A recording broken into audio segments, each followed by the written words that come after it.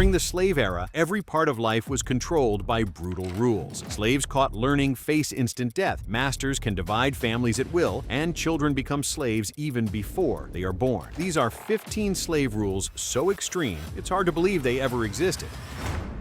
Your children's fate is decided by your womb. Let's start with perhaps one of the most fundamentally evil aspects of the slave system, the legal status of children born into slavery. Now, you might think that if a free man fathered a child, that child would be free, right? That's how most inheritance and family law worked. But enslaved people were legally defined as chattel, personal property, meaning they could be bought, sold, inherited, or used as collateral for debts, with absolutely no say in their fate. In 1662, Virginia passed a law stating that all children born in this country shall be held bond or free only according to the condition of the mother. Read that again. Not the father, the mother. This wasn't an accident. This was deliberately designed to ensure that enslavement would be perpetual and self-replicating. Think about the implications here. A white plantation owner could molest an enslaved woman, and the child born from that act would automatically be enslaved. His own biological child would be his property. The colonial Virginia law of 1662 was explicitly designed to resolve doubts about what to do with children who had English fathers and enslaved mothers. And the solution? Make sure those children remained enslaved, ensuring that the slave population would continue to grow through generations without any additional importation needed. South Carolina's 1712 Act formalized this perpetual maternal line slavery, allowing enslaved women to theoretically sue for freedom, but stacking the legal odds so heavily against them through biased courts that it was virtually impossible to win. This wasn't just about maintaining the institution of slavery. It was about creating a permanent underclass that could never escape, no matter what. While this rule decided the future of children before they were even born, the next one took away a person's voice completely.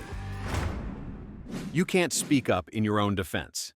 Imagine being the victim of a crime, whether beaten, robbed, or molested, and then being told you're not allowed to testify in court about what happened to you. That's exactly the reality for enslaved people under slave codes. Enslaved people could not testify in court against white people, rendering them completely voiceless in legal matters involving abuse or crimes committed against them. This rule was absolutely diabolical in its implications. It meant that a white person could commit any crime against an enslaved person. And as long as there were no white witnesses willing to testify, there would be no legal consequences whatsoever. The enslaved person's own testimony, their own account of what happened, was considered worthless in the eyes of the law. But it gets worse. Enslaved people were also barred from voting, serving on juries, or entering into any legal contracts, including marriage. They had absolutely no legal standing whatsoever. They couldn't enter into a binding agreement, couldn't make a contract, couldn't even legally marry the person they loved. Any marriage between enslaved people had no legal recognition, which meant families could be torn apart at any moment with no legal recourse. Think about what this meant in practical terms. An enslaved person could work for years, developing skills, building relationships, creating a life, but they had no legal protection for any of it. They couldn't sign a contract to protect their labor, couldn't testify if someone cheated them, and couldn't use the legal system to defend themselves or their families in any way. They were ghosts in the eyes of the law, present and laboring, but with no voice, no rights, and no recognition as human beings with agency. While this rule meant slaves couldn't defend themselves in front of anyone, this next one made it illegal to even move freely.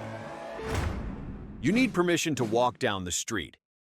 In today's world, we take freedom of movement completely for granted. Want to go to the store? Walk out your door? Want to visit a friend? Get in your car and go. Want to take a walk around the block? No one's stopping you. But for enslaved people, even the most basic movement was criminalized and controlled. Enslaved people needed a written pass from their owner to leave the plantation or travel more than a short distance, even for errands. Without this piece of paper, they could be whipped or arrested by literally any white person who encountered them. Let that sink in for a moment. You couldn't go anywhere, not to see your family on a neighboring plantation, not to run an errand for your own master, not even to take a walk down a road, without carrying written documentation, proving you had permission to exist in that space. And if you were caught without this pass, any white person had the legal authority to stop you, question you, and punish you. In cities, the system was even more elaborate and dehumanizing. In cities like Charleston, South Carolina, enslaved people had to wear metal tags costing $1 to $2.50 annually that proved they had permission to work or move about. These tags essentially turned human beings into licensed unlicensed livestock, wearing visible proof of their subjugation around their necks. Nighttime movement was policed even more strictly by slave patrols, who were basically white militias with legal authority to search, whip, or even kill suspected runaways. This was especially strict in Virginia and the Carolinas, where these patrols would ride through communities at night, stopping any black person they encountered and demanding to see their passes. The patrols were given broad legal immunity for their actions, meaning they could brutalize people with impunity under the guise of maintaining order. Now, while walking down the street required permission, trying to open a book could cost a slave his life. Learning to read could get you killed. In our modern world, education is considered a fundamental right. We have public schools, libraries, and countless resources available to help people learn to read and write. But under slave codes, teaching an enslaved person to read or write was illegal in many states, punishable by fines or imprisonment for the teacher. Why? Because slaveholders understood something crucial. Literacy was power. An educated person could read newspapers, write passes, communicate with the outside world, and most dangerously, read abolitionist literature that might inspire resistance. South Carolina banned teaching enslaved people to read or write outright after the 1739 Stoner Rebellion, when leaders realized that literate enslaved people had been able to organize and communicate about the planned uprising. The 1740 Negro Act went even further, making it explicit that education was too dangerous to allow. South Carolina's 1740 Act explicitly banned teaching slaves to write, extending prior oral bans with penalties up to 100 lashes for teachers. But it wasn't just about formal education. Possession or distribution of inflammatory literature, like abolitionist pamphlets or by enslaved people, was forbidden, with severe penalties. Being caught with a newspaper article about freedom or a pamphlet questioning slavery could result in brutal whipping, mutilation, or even death. The very act of reading the wrong material was treated as a form of rebellion. In North Carolina during the 1830s, revisions, free black preachers were prohibited from addressing mixed audiences, and enslaved people caught listening to unauthorized sermons faced 39 lashes. Even religious instruction became a tool of control. Virginia's 1831 post-Nat Turner laws made it a felony to assemble slaves for religious instruction without a licensed white minister present. After Nat Turner's rebellion, where Turner had been a literate preacher who used his knowledge to inspire resistance, Southern states cracked down even harder on any form of education or intellectual gathering. The message was clear. Keeping enslaved people ignorant was essential to keeping them subjugated. Knowledge was dangerous, literacy was rebellion, and education was treated as a threat to the entire system. Sadly, while learning was seen as a crime, defending yourself was treated as one too. You can't defend your own life. Here's a rule that truly exemplifies the insanity of the slave system. Enslaved people were forbidden from owning or carrying weapons of any kind. A 1680 Virginia law banned slaves from carrying arms without a certificate, making it a crime for an enslaved person to possess even a simple knife or tool that could be used as a weapon. But the truly horrifying part wasn't just that enslaved people couldn't carry weapons, it was that they could not raise a hand against a white person, even in self-defense. Read that again. Even if you were being attacked, even if your life was in immediate danger, you were legally prohibited from defending yourself if your attacker was white. In Virginia, it was illegal for a slave to fight a white attacker. And in South Carolina, a slave could only strike a white person to defend their owner's life, not their own. Think about the implications of this. You could be beaten, molested, or attacked by any white person, and if you dared to raise your hand to protect yourself, you would be the one punished for it. Your only legal right to self-defense was if you were protecting your owner's property, which ironically included yourself. But your own life? That held no legal value that you were allowed to defend. And here's where it gets even more disturbing. Killing a slave during punishment was not a felony. 1669 Virginia law exempted owners from charges if a slave died from the extremity of the correction, presuming no premeditated malice. In other words, if an enslaver beat someone to death while disciplining them, it wasn't considered murder. The law assumed that no one would deliberately destroy their own property, so any death that occurred during punishment was written off as an unfortunate accident, not a crime. In Georgia's 1848 code, slaves refusing white questioning or searches could be punished without repercussion, and insolent looks warranted 20 lashes. You could literally be beaten for the expression on your face, for not answering questions quickly enough, or for any perceived disrespect. This created a system where enslaved people had to live in constant fear, carefully controlling every word, every gesture, and every glance. Just like slaves couldn't fight to stay alive, this next rule even told them what they were allowed to wear.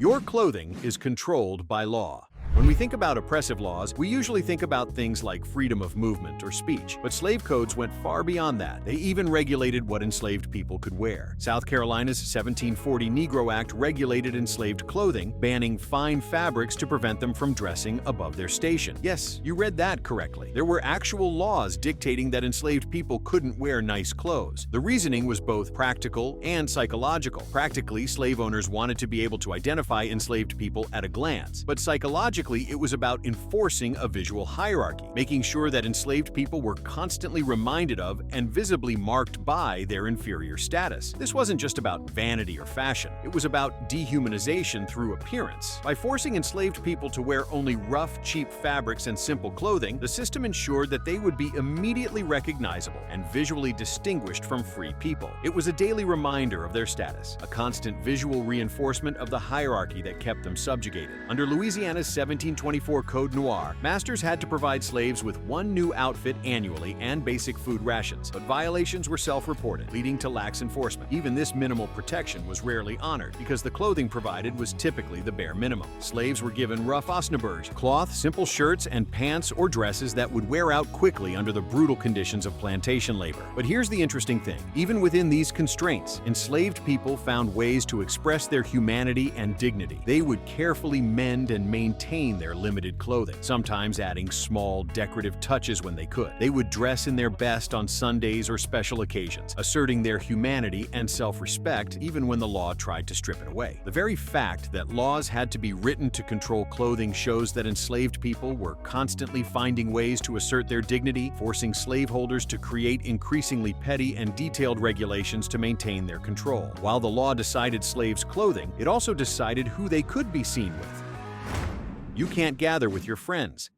In our modern world, we take for granted our ability to meet up with friends, gather for social events, or attend community meetings. But for enslaved people, even the most basic social interaction was criminalized. Groups of more than a few enslaved people could not assemble without a white person present to prevent plotting. The fear was constant. If enslaved people were allowed to gather, they might organize, plan rebellions, or simply find strength in community. In Virginia, the 1680 Act X outlawed frequent meeting of considerable numbers of Negro slaves to prevent insurrections, with patrols empowered to disperse groups of 3 or more. 3 people. That's not a rebellion, that's barely a conversation. But even that was considered too dangerous to allow. Georgia's 1765 amendments required a white witness for any slave gathering of over 4 people, even for funerals, to monitor disorderly rituals. Let that sink in. You couldn't even gather to mourn your dead without white supervision. Funerals, traditionally sacred spaces for community grieving and support, were subject to surveillance and control. The message was clear. You have no private life, no community space that belongs to you, no moment that isn't subject to white oversight and control. But it went even further. In South Carolina, rural slaves visiting Charleston for gambling could be whipped on sight. Any unauthorized gathering, any attempt to socialize outside of approved contexts was treated as inherently suspicious and potentially rebellious. Even recreational activities were criminalized. New York's 1730 Code prohibited enslaved people from gambling with whites, with 20 lashes for enslaved people and fines for whites, to prevent corrupting influences. Under Louisiana's Code Noir of 1724, slaves were forbidden from Catholic processions or non-approved religious assemblies, with masters liable for fines if they allowed superstitious practices. Even worship, which in theory was encouraged as a means of control through Christian teaching, was heavily regulated and restricted when it involved gatherings that couldn't be monitored. This attack on community wasn't accidental, it was strategic. Slaveholders understood that community created strength, that people who could gather and support each other were harder to control, harder to break. By criminalizing assembly, they tried to isolate enslaved people from each other, to prevent the formation of the social bonds that might lead to resistance or mutual support. Just as gathering with friends was banned, the sounds that slaves made were also closely watched.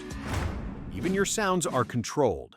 Here's something that might surprise you. Drumming, horn playing, or other noisy activities were prohibited in South Carolina, as they were feared to signal rebellions. After the Stono Rebellion, where drums may have been used to coordinate the uprising, Southern colonies became paranoid about any form of loud communication among enslaved people. Jamaica's 1684 Code, which was copied in South Carolina in 1691, prohibited enslaved people from beating drums, blowing horns, or any other loud instruments, except under owner supervision, fearing coded rebellion. rebellion signals. These weren't just random restrictions, they were specifically targeting African cultural practices. Drums held deep cultural significance in many African societies, used for communication, celebration, and spiritual practices. By banning drums, slave codes weren't just preventing potential rebellion communication, they were actively trying to erase African cultural identity. This shows the depth of the fear that slaveholders felt, the understanding that culture and community were dangerous, that any connection to African heritage might inspire resistance or solidarity. The French Code Noir of 1685 required masters to prevent slaves from learning any art or trade that could foster independence, like blacksmithing, without oversight. This extended beyond just education. It was about controlling any form of skill development or cultural expression that might give enslaved people autonomy or a sense of identity beyond their enslaved status. While music and voices were controlled, families also lived with a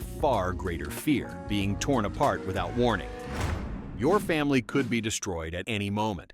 Perhaps no aspect of slavery was more cruel than its assault on family. In Virginia, the 1691 law targeted interracial relationships by fining white women giving birth to mulatto children a levy of 15 pounds, with the child apprenticed to the church until age 30 for women or 31 for men. But even within enslaved communities, families had no legal protection. In Barbados, marriages between slaves required owner consent, and owners could separate families at will for discipline. Let that sink in. Even if you went through some form of marriage ceremony, even if you built a life with someone and had children together, your owner could decide on a whim to sell your spouse or your children to someone else, and there was absolutely nothing you could do about it. Your family existed entirely at the pleasure of your enslaver. Georgia banned interracial marriages in 1750, with white participants banished and enslaved partners re-enslaved if they had been freed. The obsession with preventing interracial families was intense, driven by fears about property inheritance and racial hierarchy. But within enslaved communities, the devastation wrought by family separation was incalculable. Imagine loving someone, building a life together, having children, creating a home, and then having it all ripped away because your owner needed money or wanted to punish you or simply felt like it. Imagine your children being sold away from you, knowing you'll never see them again, never know if they're safe or alive. This wasn't rare, it was routine. Families were regularly torn apart by sale, by death, by the whims of owners who saw them as nothing more than assets to be managed for maximum profit. The psychological trauma of this system is almost impossible to comprehend. Parents lived in constant fear that their children would be sold away. Couples formed bonds knowing they could be separated at any moment. Children grew up understanding that their parents couldn't protect them, that their family structure could be destroyed without warning or recourse. While this rule allowed families to be broken in seconds, this next one stripped away the very idea of ownership or reward. You can't own anything, not even your own labor. Under slave codes, enslaved people could not own property, work independently for wages, or engage in trade without permission. Under the French Code Noir, slaves could own nothing, including items from their own labor or gifts from others. Think about what this means. If you made something with your own hands, it didn't belong to you. If someone gave you a gift, it legally belonged to your master. If you grew vegetables in a small garden plot, South Carolina's 1740 Act prohibited slaves from raising their own food crops or livestock, forcing total dependence on owner rations. You couldn't save money, couldn't accumulate possessions, couldn't build anything for yourself or your future. Early allowances for personal gardens were later revoked as slavery intensified, as slaveholders realized that even small economic independence was dangerous. North Carolina forbade slaves from raising livestock independently, with confiscated livestock auctioned to benefit the state. Any attempt to create economic self-sufficiency, no matter how small, was crushed. In 1670, in Virginia, free black people were prohibited from buying European indentured servants, limiting economic alliances across racial lines. This shows how the system worked to prevent any form of economic power or alliance that might challenge the racial hierarchy. Even free black people were restricted from certain economic activities that might allow them to gain too much independence or influence. Georgia's 1848 code outlawed slaves trading in tobacco or spirits without a master's ticket. This offense was punishable by ear cropping for repeat offenses. Yes, you read that right, ear cropping, physical mutilation as punishment for the crime of trying to engage in trade without written permission. While slaves couldn't own what they earned, even faith itself couldn't save them from control. Religion wouldn't set you free. Many people assume that Christianity and religion provided some protection or pathway to freedom for enslaved people. That assumption is wrong. Conversion to Christianity did not grant freedom. Even a 1667 Virginia law explicitly stated that baptism would not emancipate enslaved people. This law was crucial because it closed off what had been, in early colonial times, a potential loophole. Some enslaved people had argued that as Christians, they couldn't be held in bondage. As Christian, enslavement of fellow Christians was traditionally frowned upon. The 1667 law slammed that door shut completely, declaring that religious conversion had no bearing whatsoever on legal status. But it gets more complicated. The Code Noir of 1685 expelled Jews from French colonies and banned Protestant owners from holding slaves, mandating Catholic baptism within 8 days of birth. So while religion couldn't free you in British colonies and French colonies, it was used as another tool of control, forcing religious conversion and using Catholicism as a means of cultural erasure and social control. In South Carolina in 1712, overseers faced fines if the slave-to-overseer ratio exceeded 6.1, ensuring constant white supervision on large plantations, even for religious instruction. During this period, religion, rather than being a source of liberation, became another surveillance mechanism. Religious gatherings required white supervision, religious education was controlled and filtered through white ministers, and any interpretation of Christianity that emphasized liberation or equality was strictly forbidden. The cruel irony here is that slaveholders would use Christianity to justify slavery, cherry-picking biblical passages about servants obeying masters while ignoring the broader messages about human dignity and freedom. They would force enslaved people to attend church services that preached submission and obedience, all while making sure that the same religion could never serve as a legal pathway to freedom. Just like religion offered no escape, even simple knowledge could be seen as rebellion. Knowledge of plants could get you killed. Here's a rule that shows just how paranoid and controlling the system was. Teaching slaves about poisonous plants was punishable by death, as it was seen as a rebellion tool. Think about that for a moment. Simply sharing knowledge about which plants were dangerous could get you executed. Why? Because slaveholders were terrified of poisoning. New York's 1712 code expansion banned enslaved people from midwifery or healing roles among themselves, suspecting herbal knowledge as a tool for poisonings. Enslaved people often had extensive knowledge of herbs and plants, knowledge passed down through generations and across the Atlantic from African traditions. This knowledge could be used for healing, for medicine, for spiritual practices, but it could also, potentially, be used for resistance. The fear of poisoning was constant among slaveholders. They were surrounded by people they had brutalized and oppressed, people who had every reason to hate them, people who prepared their food and tended their gardens. The paranoia was probably justified. After all, when you systematically abuse people, you have good reason to fear their revenge. But rather than not brutalizing people, slaveholders responded by criminalizing knowledge itself. This shows the impossible bind enslaved people were in. They were expected to work as cooks, as gardeners, as herbalists and healers, roles that required extensive plant knowledge. But that same knowledge was treated as potentially criminal, as a threat that needed to be controlled and restricted. You were supposed to know enough to do your job, but not so much that you could use that knowledge for resistance or rebellion. While knowing too much was dangerous, the idea of being free was treated as a crime.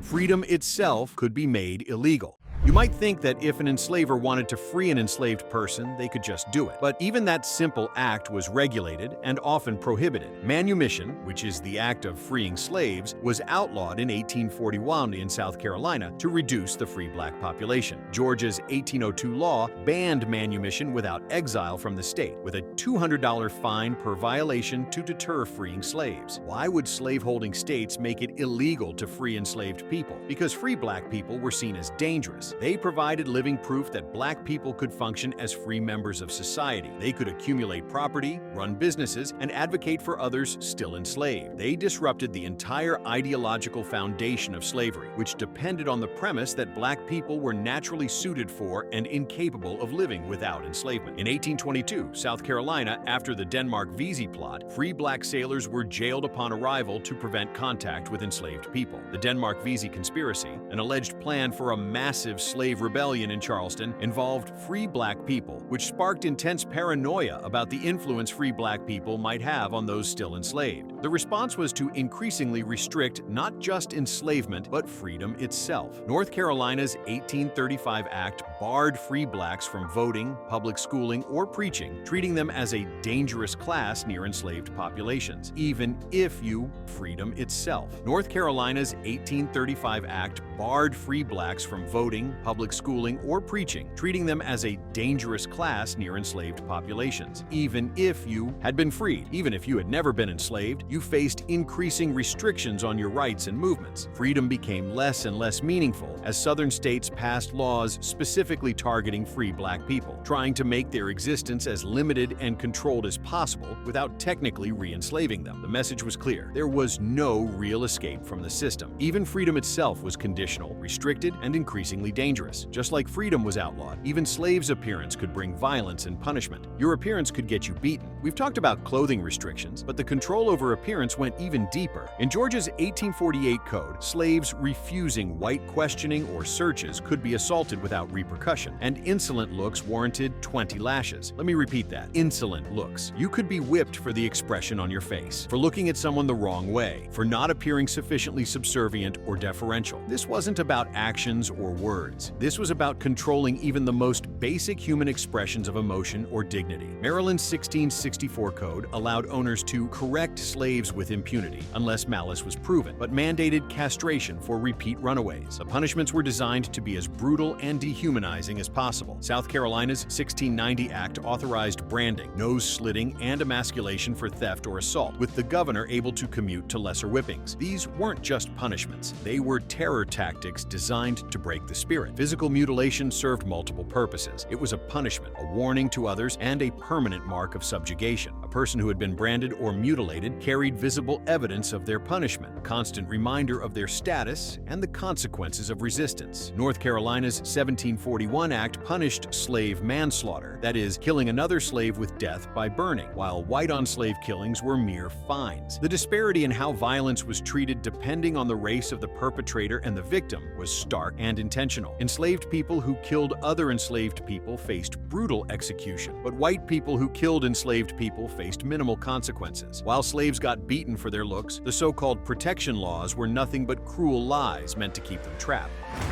Protection laws are a cruel joke. Some people point to laws that supposedly protected enslaved people as evidence that the system wasn't entirely brutal. Let's examine those claims. Under Louisiana's 1825 Civil Code, cruel treatment by owners could force a slave's sale to a better master, but only if a judge deemed it excessive, rarely invoked. So technically, there was a legal mechanism for an enslaved person to escape an especially cruel owner. But look at the conditions. You had to prove the cruelty was excessive, that is, worse than the baseline brutality that was considered normal. You had to get a judge, a white man, likely a slaveholder himself, to agree that the treatment crossed some invisible line. And even if you succeeded, your reward wasn't freedom. It was being sold to a different owner. You went from one form of bondage to another, from one person who claimed to own you to another who claimed to own you. In Louisiana in 1724, masters had to provide slaves with one new outfit annually and basic food rations. However, while these protective provisions sound humane on paper, they were rarely enforced and set the bar for care at barely a subsistence level. Providing one outfit per year and minimal food rations isn't protection. It's the bare minimum required to keep human property alive and working. Under the Spanish laws of the Indies in the late 1700s, slaves could petition for small plots, but only if they paid a tithe to the church, often rendering it unviable. Even when systems theoretically offered small privileges or protections, they came with conditions that made them nearly impossible to access. You could technically have a garden plot, but only if you could pay for it with resources you weren't allowed to own or earn. It was a cruel joke disguised as legal protection. These protective laws served a purpose, though they allowed slaveholders and colonial governments to claim they were treating enslaved people humanely, to point to legal codes and say, "See, we have rules about proper treatment." But the reality was that these protections were rarely enforced, nearly impossible to access, and set the standard for treatment so low that they actually normalized brutal conditions rather than preventing them. Which of these rules do you consider more inhumane? Let me know in the comments section. For more videos like this, click on this next card on your screen. So low that they actually normalized brutal conditions rather than preventing them. Which of these rules do you consider more inhumane? Let me know in the comments section. For more videos like this, click on this next card on your screen.